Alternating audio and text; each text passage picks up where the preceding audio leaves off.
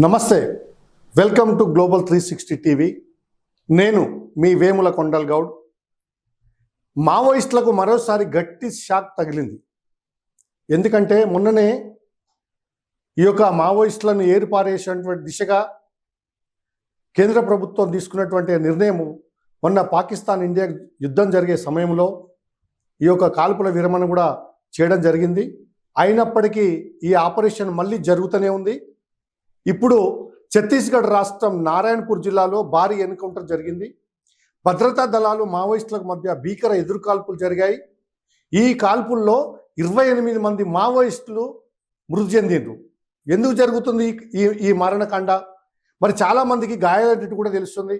ఈ ఆపరేషన్లో బీజాపూర్, నారాయణపూర్, దంతేవాడ డిఆర్జీ బలగాలు ఈ యొక్క భారీగా పాల్గొని భద్రతా బలగాలు మరియు నక్సల్స్ మధ్య భారీ ఎదురుకాల్పులు జరిగి మరి ఆ ఎదురుకాల్పుల్లో మరి చాలామంది చనిపోయినరు.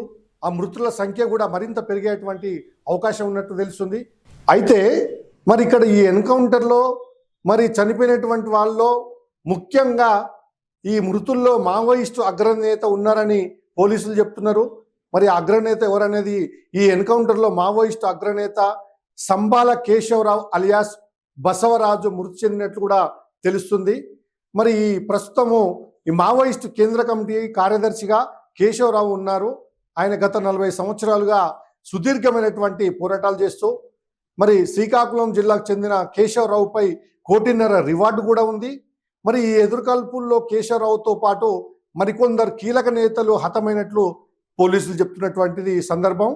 మరి ఈయననే ఎందుకు టార్గెట్ చేసి చంపినంటే మరి మన ఇప్పుడు ఉన్నటువంటి ఆంధ్ర రాష్ట్ర ముఖ్యమంత్రి మరి చంద్రబాబు నాయుడుపై అలిపిరిలో జరిగినటువంటి బాంబు దాడిలో ప్రధాన సూత్రధారి అయినటువంటి ఈ నంబాల కేశవరావు ఈ ఎన్కౌంటర్లో చనిపోయారని, మరి 2010లో 76 మంది సిఆర్పిఎఫ్ జవాన్ల మృతిలోనూ ఇతనిదే కీలక పాత్ర అని మావోయిస్టు అగ్రనేత గణపతి రాజీనామాతోటి ఇతను 2018 నుంచి పార్టీకి సుప్రీం కమాండర్గా కేశవరావు బాధ్యతలు వహిస్తున్నారు.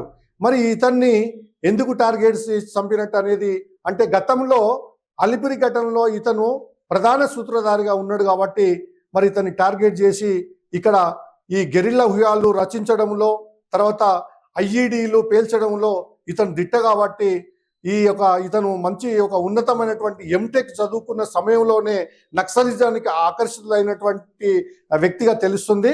కాగా ఆపరేషన్ కగార్ పేరుతో మావోయిస్టులను ఏరివేత కేంద్రం చర్యలు తీసుకున్న విషయము మనకు తెలిసిందే.